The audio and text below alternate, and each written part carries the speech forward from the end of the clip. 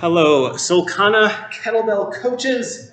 Let's do some kettlebell warm-ups. We're going to start with circles. So my feet are together. That's going to allow me to lean to the side by the ankle. If I go a little wider with my feet, my lean kind of starts to turn into a little bit of hip hitch. So feet closer is generally going to be a little better. Starting with a double-handed hang hold, I'm going to release one side and come back.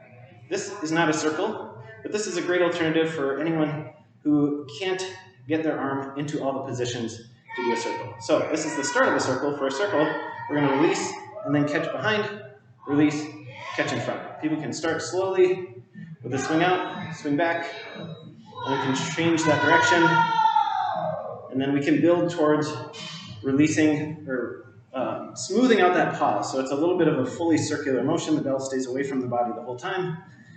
Once you get going, it's a little hard to stop this. So we're going to actually stop by catching the bottom of the bell with the opposite hand. Return to that hang. We can switch directions. Again, we could do this.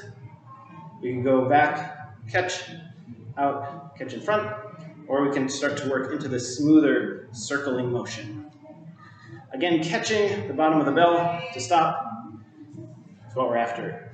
That's the beginning of our next movement, the slingshot. So the slingshot, we're going to circle behind, catch, circle back the other way, catch. So in this catch, I'm trying not to allow the bell to twist me. That was extreme. I'm trying to stay pretty neutral through my spine. So catch, resisting rotation, circle, catch. I can add a circle to this.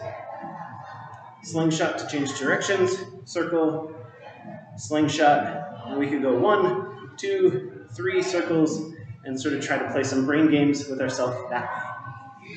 The next movement is going to be halos. I'm going to grab my bell with thumbs going back through and bring it up right in front of my face. Thinking about nice tall standing position, again, feet fairly narrow, trying to not to have the shoulders out of neutral, but everything pretty neutral. From here, I'm going to take the bell from bottoms up, by the ear, to bottoms down on the other side. Bottoms up again in the front. We can alternate these. So again, bottoms up, by the ear, bottoms down directly behind the head, and coming up. Oftentimes people will want to sort of make a circle over their forehead.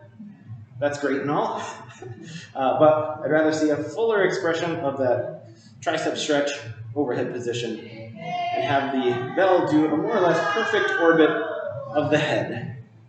Alternating is great. We also don't want to have a whole lot of movement through the center, so we're not trying to move our body around the bell. We're trying to move the bell smoothly around our body. Halos.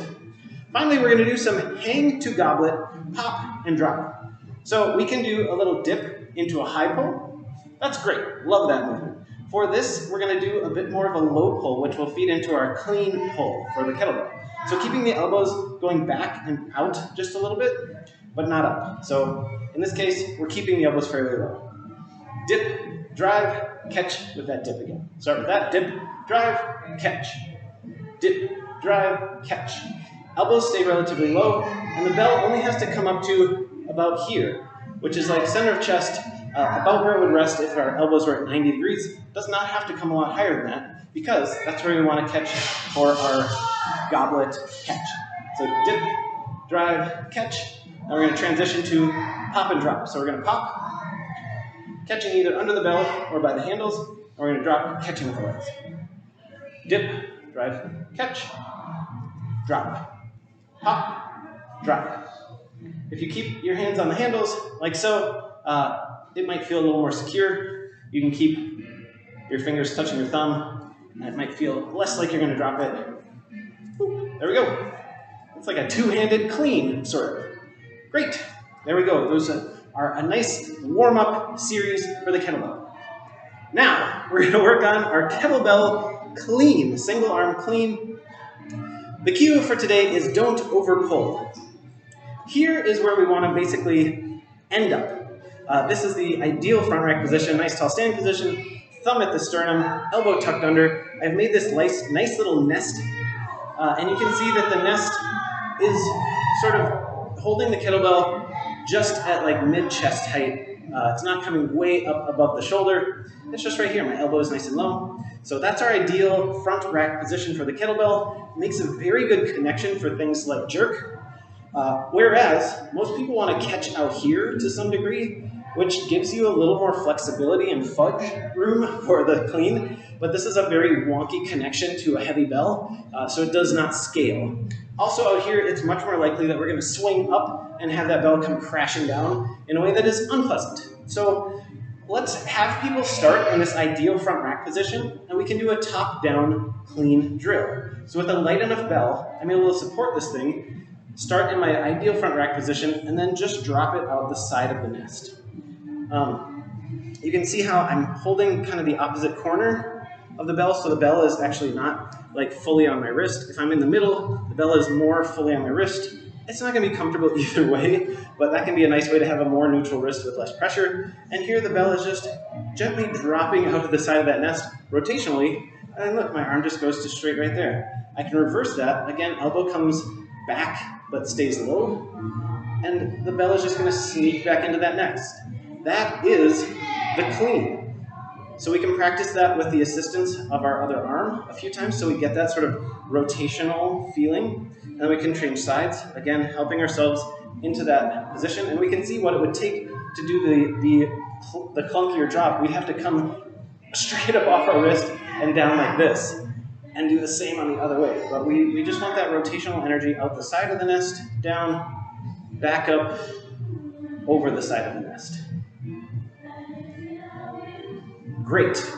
That is a wonderful drill to get an idea of what an ideal kettlebell clean might feel like. It can take lots and lots of practice for that. All right, once we've got there, we can do some vertical pulls. So again, with one arm, we can kind of be here.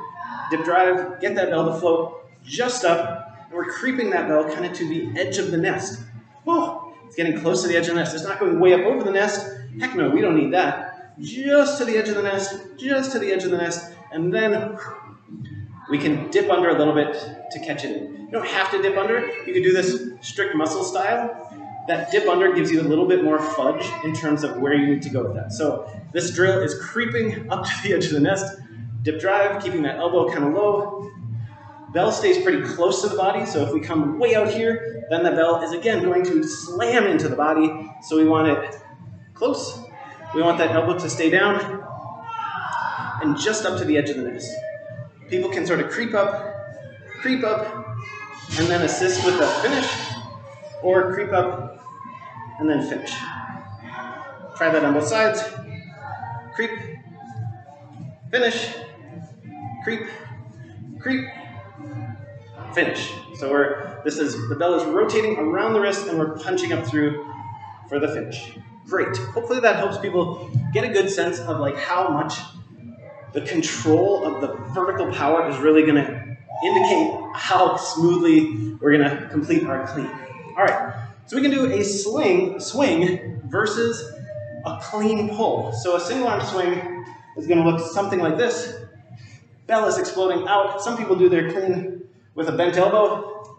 That's going to feel a little bit more like a clean pull, but still the bell is coming pretty far out, no matter what. So for our clean pull, so if this is a swing, here's my clean pull.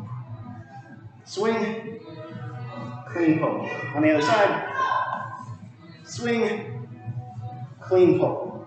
So that bell is really floating up nice and close, staying close to the body, and it's going up just to the nest.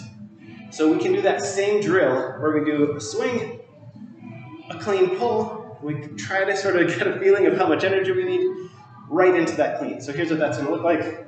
Swing, clean pull, maybe another swing to reset, clean.